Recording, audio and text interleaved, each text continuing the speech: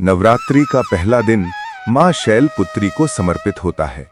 पर्वतराज हिमालय की पुत्री शैलपुत्री शक्ति का प्रथम स्वरूप मानी जाती हैं। वे साधना, धैर्य और नए आरंभ की प्रतीक हैं।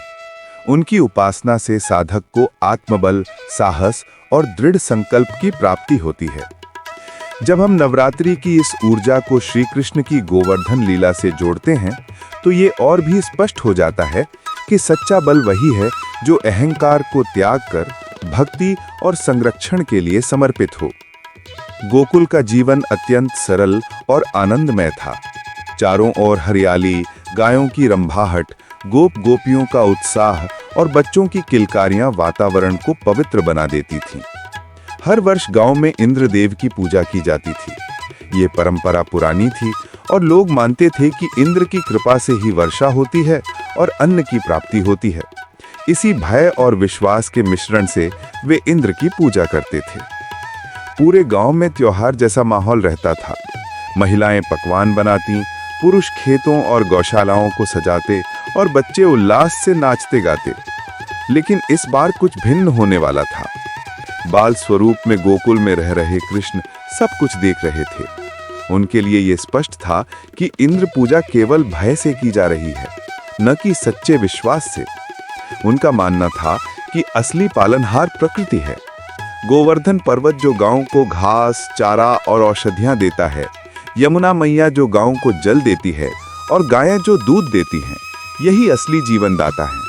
कृष्ण का हृदय यही कहता था कि पूजा इंद्र की नहीं, बल्कि इन प्राकृतिक शक्तियों की होनी चाहिए। कृष्ण ने गांव वालों को ये विचार समझाया। पहले तो सब असमंजस में पड़ गए, क्योंकि वर्षों से यही परंपरा चली आ रही थी। परंतु कृष्ण की मासूम बातों और उनकी गहन दृष्टि ने सबका मन बदल दिया।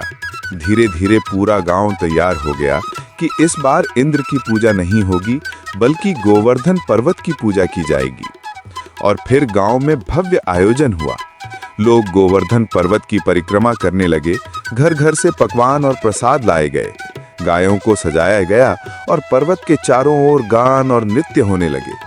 पहली बार गोकुल वासियों ने परंपरा में बदलाव किया और सीधे प्रकृति की पूजा की। इंद्रदेव स्वर्ग से ये सब देख रहे थे।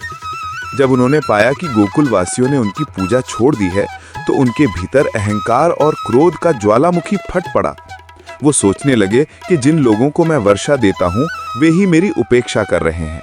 उनका अभिमान आहत हो गया और उन्होंने निश्चय किया कि गोकुल वासियों को सबक सिखाना आवश्यक है। इंद्र ने अपने मेघों और पवनों को आदेश दिया कि गोकुल में प्रलयंकारी वर्षा बरसाई जाए। फिर अचानक आकाश में काले बादल छा गए, बिजली कड़कने लगी, गर्जन होने लगा और तेज हवाएं चलने लगीं। देखते ही देखते गोकुल जलमग्न होने लगा। खेत डूब गए, घर ढहने लगे और नदी का जल उफान मारने लगा। गायें इधर उधर भागने लगीं, बच्चे और बुजुर्ग भय से रोने लगे। पूरा गांव आतंकित हो उठा। हर कोई समझ गया कि ये इंद्र का क्रोध है। लोग नंद बाबा के पास दौड़े और कहने लगे कि अब हमें बचाने वाला कोई नहीं है। गांव में भय और निराशा छा गई। परंतु इस भय के बीच एक चेहरा ऐसा था जिस पर चिंता का नाम तक नहीं था। वो था नंदलाल कृष्ण। वे अत्यंत शांत और आत्मविश्वास से भरे थे।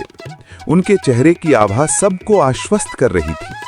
उन्होंने गांव वालों को आश्वासन दिया कि घबराओ मत, मैं तुम सबकी रक्षा करूंगा। कृष्ण सबको लेकर गोवर्धन पर्वत की ओर बढ़े। वहां पहुंचकर उन्होंने अपनी छोटी सी उंगली उठाई और देखते ही देखते विशाल पर्वत को ऊपर उठा लिया। ये दृश्य इतना अद्भुत था कि सबकी आंखें आश्चर्य से फैल गई। कृष्ण ने पर्वत को छत की तरह ऊपर उठाया और सबको उसके नीचे शरण लेने को कहा। गायें, गोप गोपियां, बच्चे और बुजुर्ग सब पर्वत के नीचे आकर सुरक्षित हो गए। बाहर प्रलयंकारी वर्षा हो रही थी, लेकिन पर्वत के नीचे हर कोई सूखा और निश्चिंत था। कृष्ण ने अपने भक्तों को सुरक्षा दी और इंद्र के क्रोध को निष्फल बना दिया। 7 दिनों तक ये क्रम चलता रहा। इंद्र ने वर्षा की बौछारें बरसाईं, आंधियां चलाईं, बिजली गरजाई, लेकिन गोकुल का कोई भी प्राणी आहत नहीं हुआ। 7 दिनों तक कृष्ण ने अपनी छोटी उंगली पर पर्वत को उठाए रखा। गांव वाले आश्चर्यचकित होकर उन्हें देखते रहे और मन ही मन समझने लगे कि कृष्ण कोई साधारण बालक नहीं है, वे अवश्य ही दिव्य शक्ति हैं। आखिरकार 7वें दिन इंद्र का अहंकार टूट गया। उन्हें समझ आ गया कि ये कोई साधारण बालक नहीं बल्कि परमात्मा का ही स्वरूप है। वे अपने वाहन ऐरावत पर सवार होकर गोकुल आए और कृष्ण के चरणों में गिर पड़े। इंद्र ने अपनी गलती स्वीकार की और क्षमा याचना की। उन्होंने माना कि अहंकार ने उन्हें अंधा कर दिया था। कृष्ण ने उन्हें क्षमा कर दिया और समझाया कि देवता का कर्तव्य है कि वो प्रजा की रक्षा करे, न कि उसे कष्ट पहुंचाए। ये कथा हमें ये शिक्षा देती है कि सच्ची शक्ति अहंकार में नहीं बल्कि सेवा और संरक्षण में है। मां शैलपुत्री का स्वरूप और कृष्ण की गोवर्धन लीला दोनों हमें यही संदेश देते हैं कि जीवन में हर नया आरंभ केवल शक्ति से नहीं बल्कि भक्ति और करुणा से पूर्ण होना चाहिए। वही शक्ति स्थायी होती है जो दूसरों की रक्षा और कल्याण के लिए प्रयोग की जाए। यही संदेश हमें मां शैलपुत्री और नंदलाल की इस लीला से मिलता है। अगर आपको मेरी वीडियो पसंद आई हो तो चैनल को सब्सक्राइब जरूर करें और जुड़े रहें। भगवान हमेशा आपकी मदद करेंगे। बस जिंदगी में अपने काम को महत्व दें, जैसे मैं कर रहा हूं। अगर आपको अच्छा लगे तो नवरात्रि के इन 9 दिनों तक मैं इसी तरह नई नई चीजें लेकर आता रहूंगा।